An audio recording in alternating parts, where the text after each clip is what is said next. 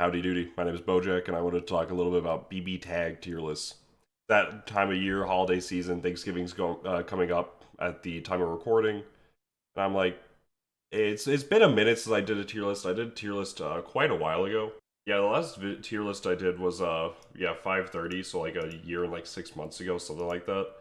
So like, it sounds weird to say that my opinions on the game and the kind of meta shifted in the past like year and a half, but considering there hasn't been like an update to the game in like 3 years or whatever, but the game's evolving. The game has like a lot of depth to it, so yeah, things are going to change around. And if you paid attention to that tier list or like the one prior to it, like my usual method is just to stream like 3 hours, talk about every character's strengths, weaknesses, all that jazz. But I wanted to do a little bit different this time around. Whenever you look at it, a lot of people reference my tier list, they reference Tippus's tier list, and then like a few of the other like JP, so on and so on tier list. It was never like a unified tier list, I guess you could say. Like it was kind of always separate. Following up on that, recently CEO Otaku happened. I talked with a lot of like the JP players, a lot of the NA players, and at least for the NA players, there's a lot of interest in like how would a tier list look if we just did like a community driven one, right? Like everybody just votes on something. We talked about it all CEO Otaku weekend, on and off. But and some of the JP players were also a little bit interested in the concept of it. So and they said, hey, if you're doing it, be down to help. So we're doing it. I wanted to do a regional tier list because the meta of the game really shifts depending on your region. Whenever you make a tier list, you're gonna have a natural bias based on your like situation. If you've never fought Neapolitan before, she is going to like your opinion of her is going to be different than somebody who's fought a ton of Neapolitan. Likewise, if the best player in your region is playing X or Y characters, then you're going to see like a natural tendency to be like, I think that character is actually mad good. So with that said, I wanted to make like 3 different regions to really dive deep into like each of the regions metas, how they kind of differ from each other, and then put it all together to mark a worldwide tier list. Now that a bunch of people clicked to the meat and potatoes video, I'm just going to briefly say I don't really like tier lists. Like on a real like on the real, not really a huge fan of them. I think they're cool for conversation. I've had a lot of fantastic talks with a ton of players about like, oh, why do you like this character more than that character? How do you value this characters? What are you thinking about when you're making a tier list? Like the conversations that they generate generally are like pretty good. I have for the most part, in a civil discussion, they could be fantastic. But there's like a general landscape that gets followed with it from a casual audience.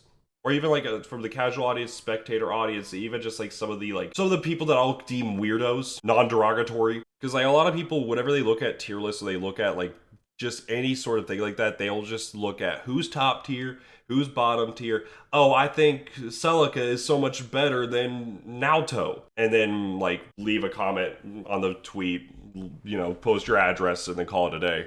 And like, but you don't really gain anything from that. Tier lists as a form of presenting information require another thing with it. They need a video. They need a twit longer. They need a write-up of some kind. You presenting a list that says like, oh, I think these characters are triple S tier, I think this character's Dookie or whatever, does not give you any information on what is strong in the game, what is weak, and why like maybe a character that you believe may have like a good skill set does not like a toolkit or whatever does not really reflect into like a tier list place.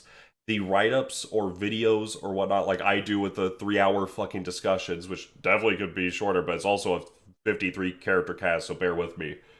Uh, I think those are the way you want to present a tier list. I think just the quick click it and ship it tier lists suck. Like, hold up. Archive of 2019, I pointed out to my buddy Coefficient that I really wanted to make a couple of fake tier lists that are like just straight up RNG, don't show anything meaningful and just are real shitty and see what the responses were. Yeah, here's the list I made. It was like first hour of the patch dropping, I used an RNG just to throw people wherever. And like some people are gonna look a little goofy. Others are gonna like, obviously be in on the gag. Like Iceropia's homie's in on the gag, and I don't think this guy was, but uh like a lot of these people don't believe it, do believe it. And like the funniest one, I want to see if the I have the screenshot of it. I wonder if the quote tweet still exists. Nope, let me grab it. Yeah, this dude right here responded to it. And like you can see the response is just a genuine like they don't know what the fuck they're talking about. They're just like, "Hey, player says X and Y are good and RIP my favorites." And it's like the tier lists don't matter to you. It doesn't matter to you actually. And the funny thing about it is like I whatever talking with Cole Fish about it, he was like, "Yeah, if it depending on how like yours goes, I might just do my own for another game or something." And so the homie did it for the Guilty Gear Strive beta, and I'm gonna shrink the image while talking. But yeah, like this list is dog shit, but it's so funny because people took his thoughts of like this the random thoughts and was like, dude, I think Exerd should be at least a B tier. Like, there's no way she's that high up. And Soul, have you seen that character? Has to at least be tied with Faust at S tier. And it's like, dude, they just want to see who's the best and the worst. They're like, oh my god, Giovanna's the worst. I can't, dude. She's such a good waifu. How will I ever recover from this?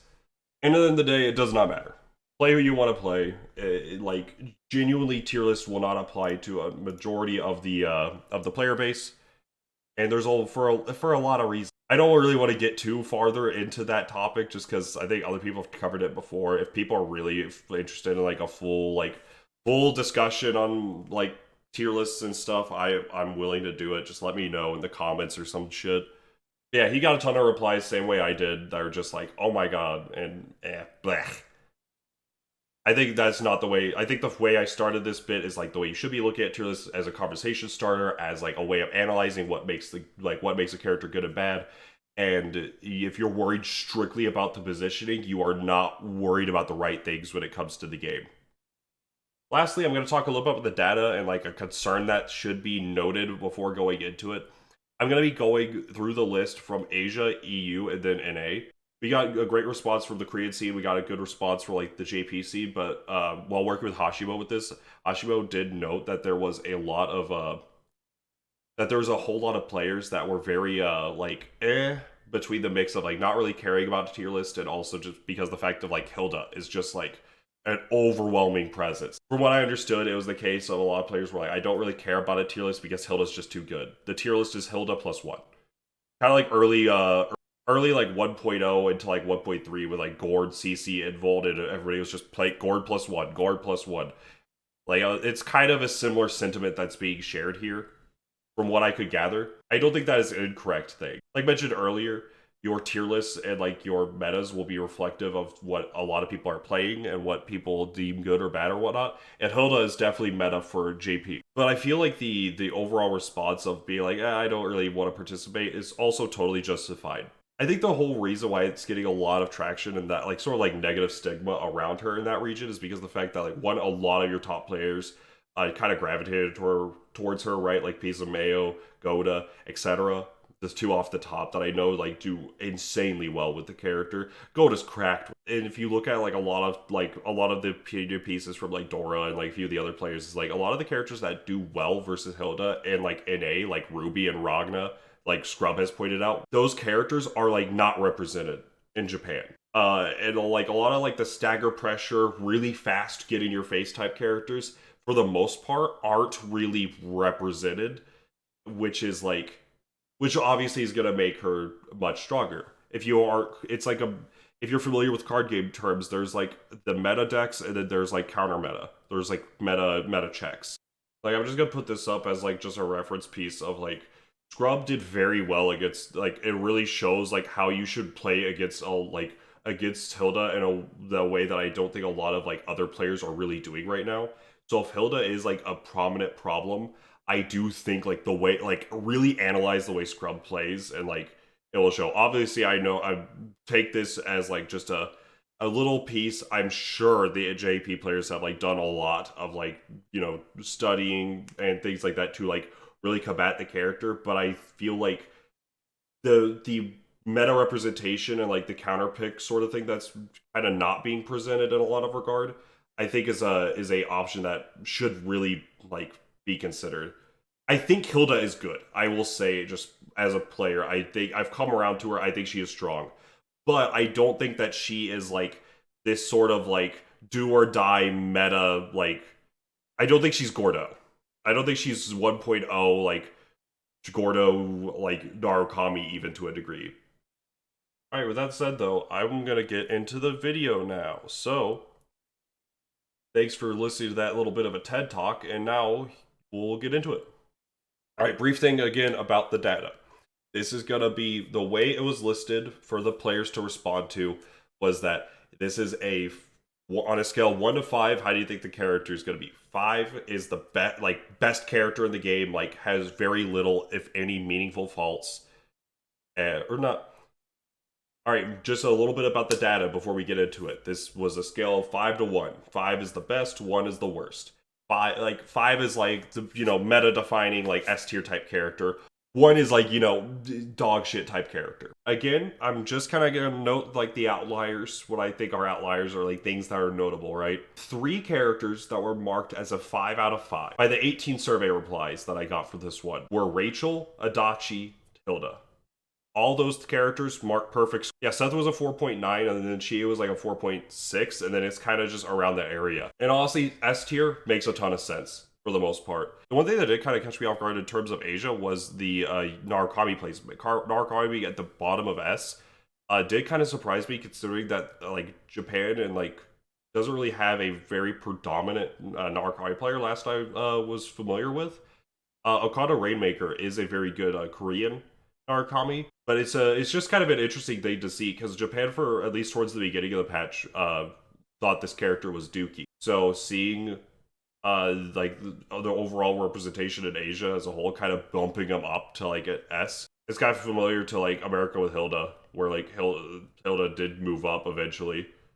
We did come around to the character. Following that up, I think A tier makes a lot of sense. Similar concept with Ruby. Ruby was generally like is very hit or miss for a lot of players. I think one of the other interesting things is like the A tier having Orie and Nu being with like Lon and like Dora representing Nu, as well as like Hashimo and Shige and a few others representing Orie. Just kind of shows that like these characters are typically slept on like in a lot of other regions, but like here they're like kind of marked in higher regard. Same way Yang is a little bit lower than what you would typically expect. In B tier, I honestly really like B tier to a degree. I think Merkava could go up. There's also the thing to note here is that all of these characters got marked with at least like a 2.0 or higher. The only characters that were in the ones were Tager, Makoto, and Gord. Gord being marked as the worst character. I disagree personally, just because I'm a Gord player. I feel like this character is much stronger than is given credit. I don't think he's cracked. I don't think he's fantastic. I think he should be towards the high end of B or the low end of A, personally. Well, that's just my opinion. This does not reflect in this list. And it's also to note in terms of like the high end players, like the high end characters in this list, like the S tiers and so on. You have like a ton of Neapolitan players in like Asia. Domi is running it with Rachel, and it's just really smoking people with her. Obviously, like mentioned, Hilda is incredibly popular. Yumi's pretty popular, so on and so forth. Like this list, if for Asia, makes a lot of sense. But if you look at like how the meta's kind of evolved and how like things are kind of going over there. Moving on, we do have EU, which I will have to actually get off the screen for this one. I'm joking. I'm still here. I'll just hang out next to Gordo. All right, EU did not have actually anybody marked it with perfect score. At least one person thought Adachi and Yumi were both like 4s. Yumi was very close with a 4.9. Adachi had like a 4.8. Then followed up by the Aegis, Hilda, so on and so forth. You kind of see it here. I'll just state personal bias. I don't know the EU region like that. I know Cax and I know oh god, I forget how to say his name every time. It's the Hilda Yuzu player. But besides that, I don't really keep up with like the EU competitive scene all that much. So I can't really speak for a lot of the representation. I don't know if Rachel gets like any representation in EU though, so it's kind of interesting to see her that high up. Yosuke as a character that wishy-washy opinions, but generally is like considered pretty good. But seeing him at like the bottom of S tier makes sense if he is very prolific, but because the character's strong. Follow that up, you have in the A tiers, kind of the same. Neo gets moved down to this tier. Teddy kind of goes down as well, but then you get to see one of the outliers I was kind of expecting, but also like if takes you a little bit by surprise is Elizabeth. And now, surprising to a degree. A lot of people think this character is in EU. I can't really speak for a lot of it, obviously, but I do know the best player in like in Europe is Cax. And Cax smokes everybody with Elizabeth Aegis or Aegis, however the fuck you say. So seeing Aegis being marked as like third best right behind Yumi and Adachi, and then Elizabeth up there in A, it makes so much sense. Like I feel like if you don't have a player like Cax in your region representing this sort of character, then she is not making it anywhere near this high. Following it up with just a little other things here, there Jin does kind of move up into the A. Merkava also moves up into the A. B tier looks pretty similar to how we saw. You kind of see a general trend with how characters are going to remain between the three lists, but like it's interesting to see nonetheless. The C tier here compared to Asia has double the amount of characters. Kanji, Noel, Hager, Kanji, Noel, Tager, Yukiko, Labris, and Gordo again marked as the worst character. I think all the characters that like past this fella are all worse than him personally, but not my list. Overall, I wouldn't say there's anything like necessarily too surprising out of this outside of that. Like Akatsuki also is a character that's considered quite strong, but just kind of like doesn't really make it there on a lot of lists. But now we are in NA. And here in NA, the characters that were marked with perfect scores had the most out of the compared to Asia. Asia had 3, America had 5. It was Adachi, Seth, Yumi, and Carmine all were perfect scores. Ruby followed up with like a 4.8 or something along those lines. I mean, they make sense. All of those characters are cracked. All the characters see a ton of competitive success, a ton of competitive play, are represented by a lot of the best players in the region, and like they just do work. One thing to note that I can't speak for South America, at least, but I know for NA, it's been a common sentiment that the general player base plays very fast, very aggressive, in like characters that do high damage and enable like really, really aggressive game plans are typically going to be favored, and you can already see that comparing the list. Carmine already marked higher. Neapolitan moving down to the bottom of A, which was a little bit surprising. I thought she would be a little bit lower, but again, I think more people are coming around to her. But focusing on the S tier, Narukami just shy of that like top slot. Rachel being again a little bit further back, but is still like argue. A lot of players will argue that she is the best character in the game, or at least has the best team in the game with the Vatista that Cake has constantly shown is fucking cheap. More interactable than like Carmine Yang unblockables and like Susanoo Jin unblockables, but like it's still pretty hard to react. It's still pretty hard to defend against.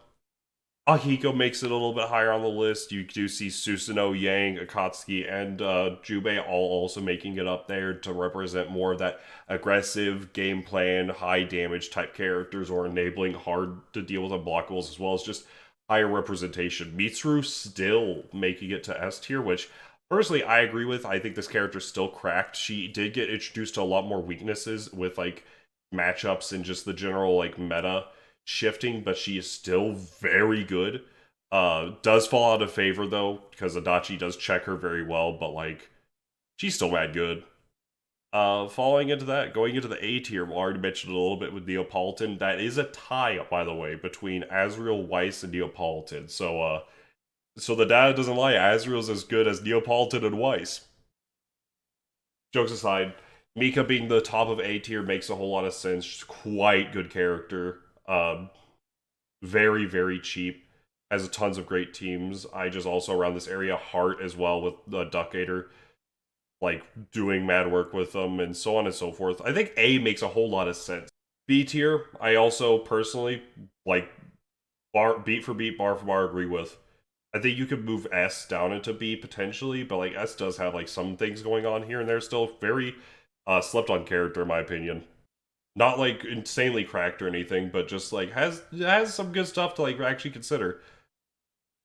Gordo and Elizabeth both not being in C tier. But Gordo, at least this time around, not being marked the worst character. Instead, it is Platinum, which Platinum, I think, also is a character that can be moved up on the list. I think the problem with Platinum that a lot of people tend to agree with is that her assists being random are very annoying with like her 6P and her 4P.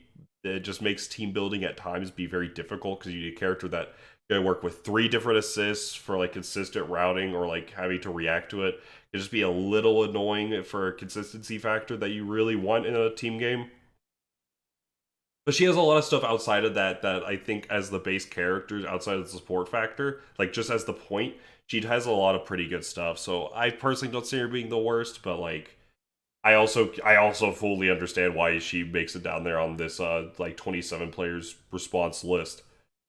One thing that we see across all the lists is Wald like consistently in the middle of the pack with A, which is like interesting to me because I just know in recent talks with a few of the NA players and like some of the homies, like the opinions vary on Wald, but combining all 66 responses that the survey had will go to the world list, and I need to adjust my camera. Overall, this list is pretty good. I don't know if I like it more than America's list personally, but obviously, as the name suggests, it's got a mix of everything. It has like a lot of interesting stuff, like Yosuke being at the gatekeeper of A, which I really think is kind of like around where he should be. A lot of characters like borderline S int that could be A that are a little bit below him. Like personally, like this Heart and the Akatsuki could be moved up there. And like I think if you move like those two up and Ori into like A tier, and Gordo into B tier, I think I would do like that is like this is my go-to list almost. But yeah, all of it's ordered. All like I have the data set all right here in case you're interested in seeing like how all of the how all the numbers came to be as well as like the different rankings. And I know I said it like if you listen to the whole like tier rant thing, we're like presenting the information without really like, going super far into detail with it.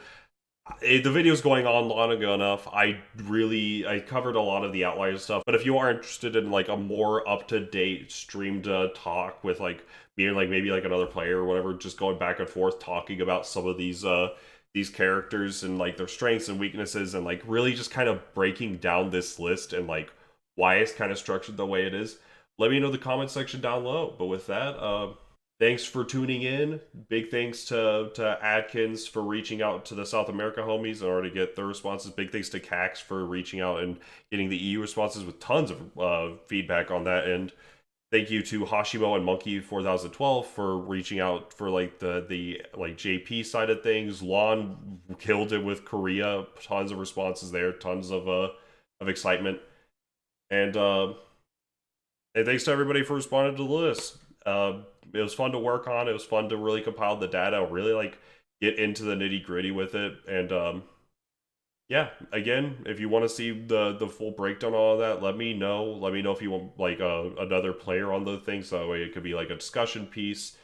Like, comment, subscribe. Let me know who your favorite character is. Who do you think is the top tier? Fuck, man.